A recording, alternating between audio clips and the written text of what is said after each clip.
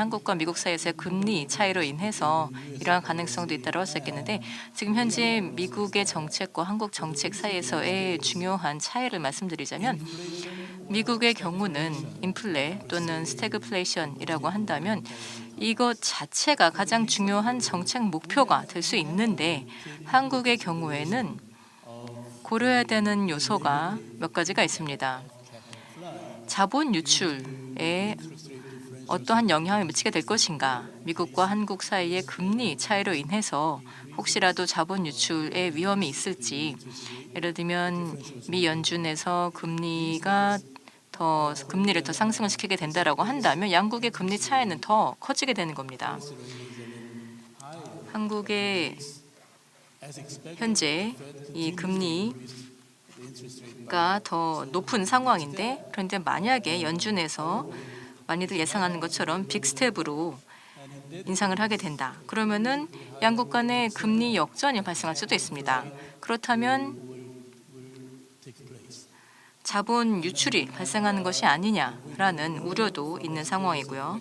자, 그리고 1990년대 초반 멕시코 등의 사례를 통해서도 교훈을 얻을 수가 있는데요.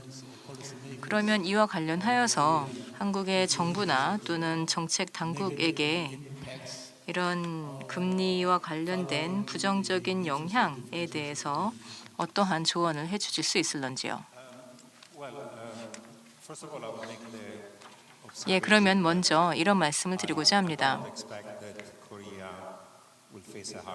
저는 한국에서 경착륙이 있을 것이라고 내다보진 않습니다. 가장 중요한 이유는 미국이나 영국 또 유로존에서의 금리가 인플레가 높기 때문이고요. 그래서 이러한 지역에서는 인플레가 거의 두 자릿수까지도 갈 수가 있는데, 그런데 한국의 경우에는 그 정도로 높진 않기 때문입니다. 인플레가 한 4% 정도인 것으로 알고 있습니다. 그래서 인플레를 2% 이하로 억제한다라는 것은 한국은행에서 달성을 하는 것이 영국이나 미국 또는 다른 유로존에서 하는 것보다는 훨씬 더 수월할 것이다 라고 내다볼 수가 있겠죠. 자, 그렇긴 하지만 또 한국 경제도 당면한 몇 가지 맞바람이 있다고 생각합니다. 그래서 경제 성장을 어느 정도 둔화시킬 수가 있겠죠. 경착륙까지는 아니라 하더라도요.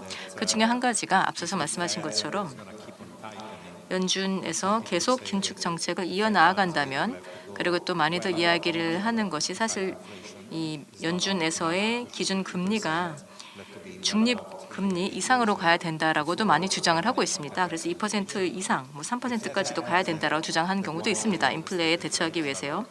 그렇게 하게 된다면 결국에는 이런 금리의 차이 또는 금리 역전으로 인해서 자본 유출이 발생하게 되면서 단지 한국의 원화뿐만이 아니라 다른 신흥국가의 통화도 약해질 수 있다. 그래서 이와 관련하여서 많이들 우려가 발생하고 있는 것으로 알고 있습니다. 이렇게 하게 된다면 결국에는 또 원자재 가격에도 영향을 미치게 될 것이고요. 그래서 만약에 우리의 통화의 가치가 절하가 된다면 그러면은 또 이러한 수입 물가가 높아지게 될 것이기 때문이고요. 자, 그리고 또 이렇게 미국의 긴축 정책으로 인해서, 그리고 또 전 세계적으로 긴축 정책으로 인해서 세계 경제의 성장이 둔화가 된다라는 것, 이것이 또 한 가지의 우려이고요. 그리고 또 한 가지는 식품이건 또는 산업용 금속이건 또는 에너지 가격 등등 이러한 원자재 가격이 상승하게 된다라고 한다면 한국의 경우에는 원자재 순수입국이다 보니까 그러면 결국은 이로 인해서 다시 인플레에 악영향을 미치는 것이 아닌가라는 우려가 있을 것이고, 그리고 마지막으로 한 가지를 더 말씀드리자면 한국과 중국 사이에서 또 중요한 경제 관계가 있지 않겠습니까? 결국 중국에서의 경기 둔화는 물론 세계 경제에도 악영향을 미치겠지만 또 글로벌 공급망에 포함이 되어 있는 나라들, 아시아나 또는 중국에서 생산하는 원자재, 그리고 또 한국에서의 중간재에 의존하고 있는 그런 국가들에게도 영향을 미치게 될 것이라는 겁니다. 그래서 바로 이러한 것이 몇 가지 맞바람이라고 할 수 있겠는데요. 그래서 한국의 정책 당국에서 바로 이러한 점에 대해서 고려를 하실 필요가 있다고 봅니다. 네, 짧은 후속 질문 드리도록 하겠습니다. 중국의 경제성장 둔화에 대해서 말씀을 해주셨는데요. 어떤 경기 순응적인 경제 둔화를 예측하시나요? 혹은 봉쇄나 이런 것으로 인한 단기적인 경제 둔화를 예측을 하시나요? 제 생각에는 구조적인 요인과 또 경기 순환적인 요인이 함께 조합이 되어 있는 것 같습니다. 중국 같은 경우에는 10% 이상의 경제 성장률을 거의 30년 동안 보여왔는데 대부분의 경제학자들은 이제 경제 성장률이 5% 혹은 4% 미만이 될 것이라 전망을 하고 있습니다. 그런데 제가 이제 중국 경제에 대한 역풍을 생각을 해보자면 일단 첫 번째로는 민간 부문에 대한 특히나 기술 부문에 대한 규제 강화가 중국 내에서의 어떤 기업들의 신뢰도를 저하시키고 있는 것 같습니다. 또한 두 번째로는 코로나 관련된 정책을 잘못 운영하고 있습니다. 미국과 같은 경우나 혹은 한국과 같은 경우에도 여기 다 마스크를 쓰고 계신데요. 사실 중국 같은 경우에는 코로나 정책이 경제 성장에 악영향을 미치고 있습니다. 세 번째로는 부동산 시장의 거품입니다. 그리고 그 거품이 이제 무너지고 있고 단기적으로 뿐만 아니라 장기적으로 봤을 때도 이것이 큰 심각한 영향을 미치게 될 것입니다. 또 마지막으로는 공공부문과 민간부문의 부채를 보면 GDP의 330% 정도입니다. 왜냐하면 지난 몇십 년 동안 이런 경제 성장을 위해서 채권에 대한 투자를 해왔는데 사실 이런 잘못된 투자로 인해서 부채가 증가하면서 악영향을 미치고 있습니다. 그렇기 때문에 중국 경제가 둔화되는 것은 구조적인 요인과 또한 경기적인 요인이 함께 조합이 된 것 같습니다. 사실 경착륙까지는 아니더라도 중국 경제 성장이 급격하게 둔화되면 중국뿐만 아니라 아시아 그리고 글로벌 경제에 안 좋을 것이라 생각이 듭니다. 조 교수님 혹시 첨언하실 것이 있을까요? 네. 네, 한국의 금리와 그리고 미국의 정책 금리 간에 역행하게 되는 것과 관련해서 제 생각에는 이런 금리의 격차가 한국 정책금리와 미국 정책금리 간에 벌어지게 되고 그것이 어떤 자본 흐름에 영향을 미칠 것이다 라는 전망과 관련해서 제 생각에는 이 금리 격차로 인한 그런 자본 흐름 영향이 크지 않을 것이라 생각이 듭니다. 왜냐하면 한국의 금리가 미국에 비해서 더 높을 때 자본이 한국 내에 있다가 이것이 바뀌게 되면은 다 자본 도피가 일어날 것이다라는 전망도 있지만 저는 그렇게 될 것이라 생각하지 않습니다. 일반적인 경제학의 이론에 따라서 봤을 때 그러한데요. 당연히 금리 격차라는 것은 자본 흐름을 결정하는 중요한 요인인 것은 맞습니다. 하지만 지금 현재 저희는 변동금리 체제를 갖고 있습니다. 그렇기 때문에 만약에 자본과 관련된 자본 흐름과 관련된 압력이 존재한다면 이 변동금리 체계가 그 위험을 수용할 수 있을 것이라 생각이 듭니다. 한국의 원화가 미국 달러에 대비해서 급격하게 절하 될 수는 있겠지만 원과 유로 간의 환율 그리고 원과 일본 옌 그리고 중국 위안과의 환율을 살펴봤을 때 아직까지는 그 원화의 평가 절하가 이루어지지 않고 있습니다. 그렇기 때문에 통화 절하라는 것은 금융시장의 어떤 자연스러운 반응의 일환으로서 나타나는 것 같습니다. 한 가지만 더 추가를 하자면 통화 위기 트라우마를 저희가 가지고 있는 것 같습니다. 사람들이 굉장히 이런 자본 도피의 가능성에 대해서 민감하게 반응을 하는 경향이 있는데요. 특히나 언론에서는 이것을 굉장히 주목합니다. 하지만 제가 드리고 싶은 말씀은 금융시장이라는 곳은 이런 문제들이 발생할 수 있다는 것을 예상을 하고 환율이라는 것은 여러 통화 정책의 어떤 정상화 속도에 맞춰서 바뀌는 것 같습니다. 네, 감사합니다. 네, 감사합니다. 사실 이게 어떻게 보자면 좀 민감한 문제일 수도 있는데요. 지금 루비니 교수님의 관점과 또 다른 경제학자들의 관점에 있어서 다소간의 차이가 있는 것 같습니다. 제가 설명을 한번 드려보자면 오늘 오전에도 이러한 뉴스가 나왔습니다. 증시가 지금 최악의 수치를 보이고 있다는 겁니다. 다우존스 또 나스닥 크게 하락을 했다라는 건데요. 자, 그런데 앞서 말씀하시면서 스태그플레이션을 동반한 리세션을 말씀하셨고 또 사실 앞서서도 서머스 교수님께서도 스태그플레이션에 대해서 경고를 하셨습니다. 이틀 전에 제가 뉴욕 타임즈의 기사를 보니까 버냉키 전 의장님의 인터뷰 기사가 있었는데 마찬가지로 스태그플레이션에 대해서 경고를 하고 계셨습니다. 자, 그런데 또 사실 이 세 분의 주장에서 좀 다소 차이가 있는 것 같습니다. 다른 분들의 경우는 보통 말씀하시기를 연준에서 그래도 매파적인 태도를 유지할 것이다. 다시 말해서 주된 목표는 인플레, 물가 관리이기 때문에 그래서 금리를 급격하게 인상을 시켜서 그래서 리세션이 발생할 수도 있다라는 것인데요. 그런데 지금 말씀하시는 것은 혹시라도 제가 틀렸으면 말씀해 주시기 바랍니다만 어쨌든 제가 받아들이기로는 중앙은행이 그렇게 매파적일 수가 없다라고 말씀하시는 것 같습니다.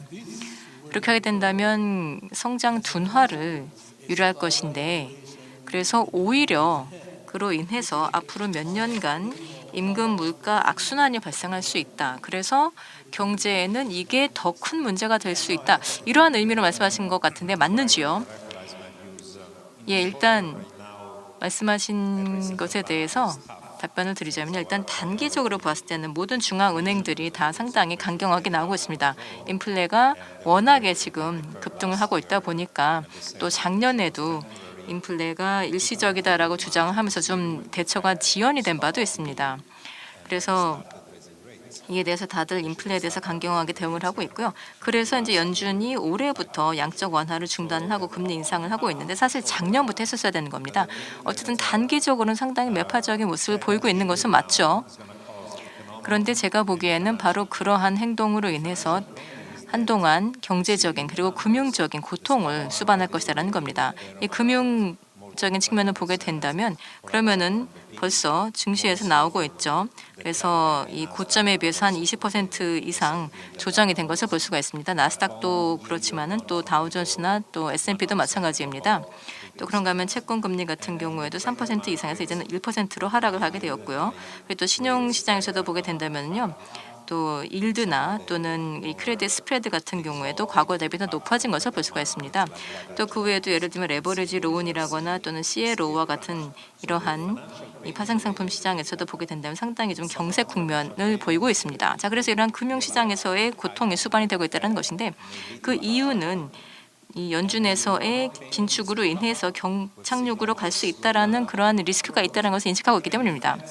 그래서 어쨌든 연준에서 그럼에도 불구하고 이야기를 하는 것이 통화 정책을 긴축을 해야 하는데 그래서 또 신용 여건도 긴축을 해서 그래서 수요를 둔화시켜서 인플레 목표를 달성해야 된다라고 말을 하고 있는 것입니다. 그런데 제가 보기에는 어느 시점에서 이러한 금융 측의 고통이 너무 커지게 된다면 그리고 또 이 경제 리스크도 너무 심각해지면 그래서 리세션으로까지 가게 된다면 또 사실 중앙은행들은 독립성을 갖고 있긴 하지만 동시에 정치적인 부담도 있지 않겠습니까?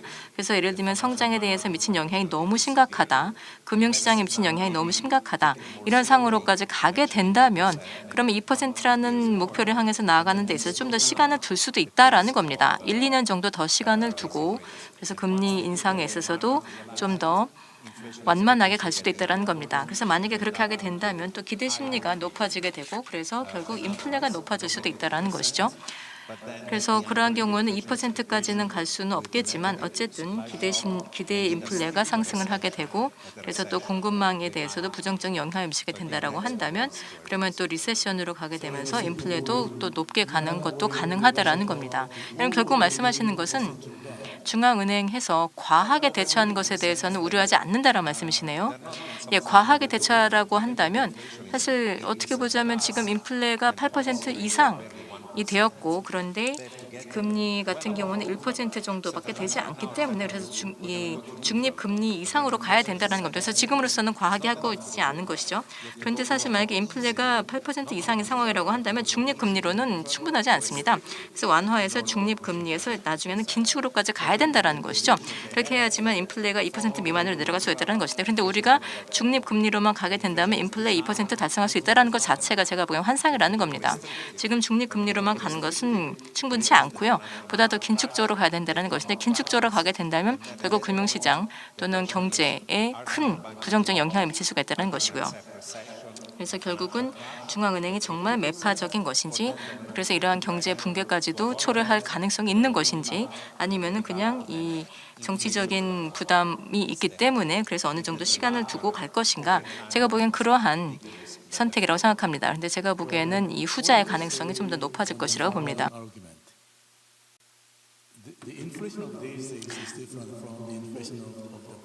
네, 이번 인플레이션이 사실 과거의 인플레이션과 다르다고 했을 때 사실 공급적인 요인들이 있을 텐데요. 그렇기 때문에 이런 이야기들이 있습니다. 중앙은행이 인플레이션 목표를 조정해야 되는 것이 아닌가라는 이야기가 있습니다.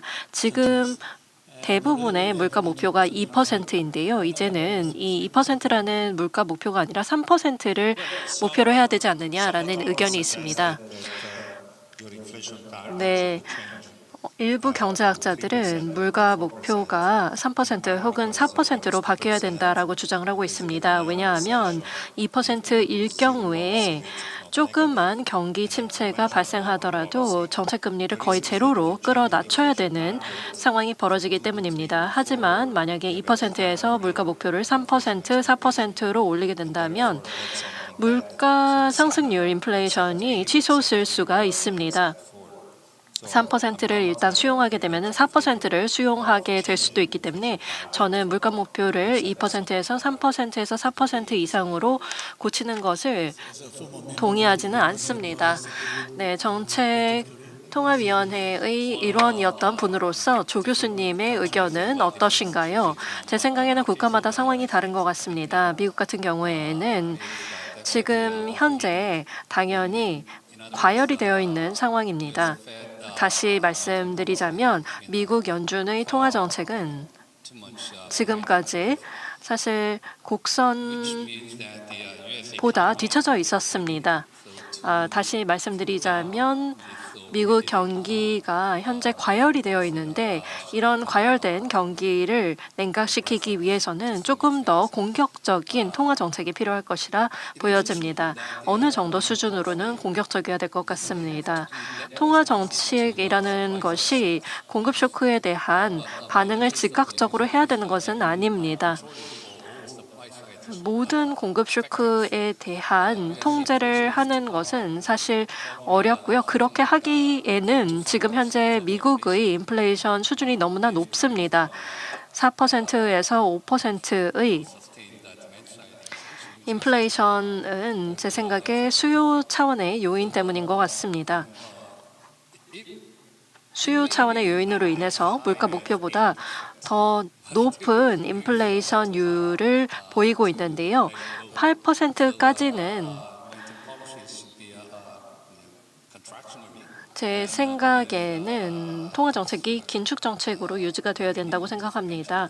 루비니 교수님께서 말씀을 해주셨다시피 아마도 이 물가가 아마도 올해 말이 되면 중립적인 물가 수준을 초과하는 물가 상승률을 보일 것 같습니다. 올해 연말이나 혹은 연초 정도에는요. 그리고 그로 인해서 경기 둔화도 일어날 텐데요.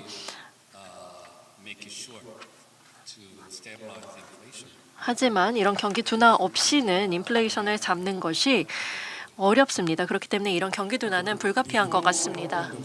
네, 그러면 청중들과 함께 질의응답을 세션을 가지기 전에 한 가지만 더 여쭤보도록 하겠습니다. 예, 그러면 연준이나 또는 미국의 다른 기관에서 의사결정을 하는 데 있어서 어느 정도로 부채 문제에 대해서 고려를 하는지요? 이렇게 질문을 드리는 이유가 최근에 IMF의 보고서를 보게 되면 민간 분야의 부채가 급증했다고 합니다. 그래서 많은 나라에서 지금 현재 부채 문제에 시급하게 대응해야 된다고 하는데 한국도 마찬가지입니다. 한국 같은 경우에는 가구 부채 문제가 있는데요. 자, 그래서 질문을 드리자면 금리와 관련하여서 의사결정을 하는 데 있어서 사실 한국의 경우에는 이에 대해서 좀 상당히 중시하고 있습니다. 가구 부채에 미칠 영향에 대해서 고려를 하는데 미국은 어떠한지요? 예, 굉장히 타당한 질문을 해주셨습니다. 그리고 또 제가 앞서서도 말씀을 드리면서 예를 들면 IBS에서 이야기를 하는 그런 부채 함정이라는 것이 있는데 이러한 우려도 있다라고 말씀드렸습니다. 예를 들면은 민간 분야 또 공공 분야의 부채가 0이다라고 한다면 그러면 2000년대에 이렇게 됐을 때는 이 GDP 대비를 놓고 봤을 때 지금 현재 한 300% 정도까지 달한다고 합니다. 그래서 민간 분야, 공공 분야의 부채가 한 300% 정도 된다고 하고요. 그리고 또 선진국에서는 400%가 넘는다고 하고요. 중국의 경우에는 GDP 대비 330%이고 또 지금도 상승하고 있습니다.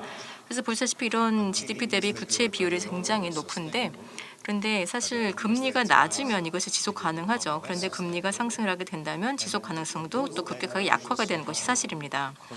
이러한 부채 비율이 굉장히 높은데 그러므로 인해서 또 중앙은행에서 통화 정책을 긴축할 수 있는 역량이 아무래도 좀 더 위축이 될 수밖에 없습니다. 한 예를 들자면요.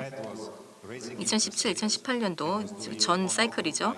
그때 당시에 연준에서 양적 완화를 철회하면서 금리 인상기에 들어갔었습니다. 자, 그런데 그 당시에 이제 연준이 225에서 250으로 금리를 인상을 하면서 그래서 3% 이상까지 지속할 것이다 라고 미리 발표를 했었습니다. 그렇게 함으로써 또 연준에서의 양적 완화를 중단을 하고 자산을 축소할 것이라고 했었습니다. 그러다가 당시 이 증시가 20% 하락을 하게 되었고 그리고 또 채권 금리가 급등을 하고 그리고 또 CLO 레버리지 론 시장 같은 경우에도 거의 전무하게 되었습니다. 그래서 결국 연준이 다시 12월에 다시 결정을 하게 되었고요.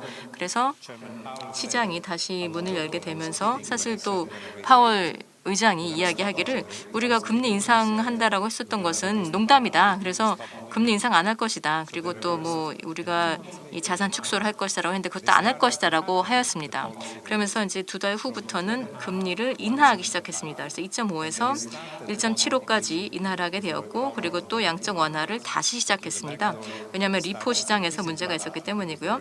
그래서 결국에는 다시 이 자산 매입에 들어가게 되었었던 것이고요. 자, 그런데 이런 모든 양적 완화가 코로나 1년 전에 이루어졌던 겁니다. 그래서 코로나 1년 전에 채권 시장 또 주식 시장이 급락을 했었다라는 것이고요.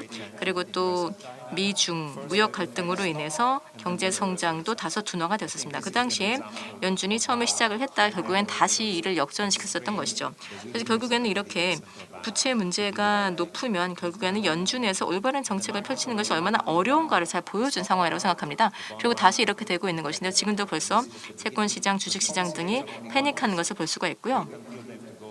그런데 이제 시작에 불과합니다. 이제 기준금리가 1%밖에 안 됐는데요. 만약에 2%, 3%까지 가게 된다라고 한다면 그래서 중립금리 이상으로 가게 된다. 인플레 대처하기 위해서 그러면은 어떠한 상황이 발생하겠습니까? 결국 아직까지도 고통이 더 발생할 수 있다라는 것이죠. 예, 감사합니다. 자, 그럼 이제 청중분들부터 질문을 받도록 하겠습니다. 청중분들 중에 혹시 질의가 있으신 분은 손을 들어주시면 감사하겠습니다.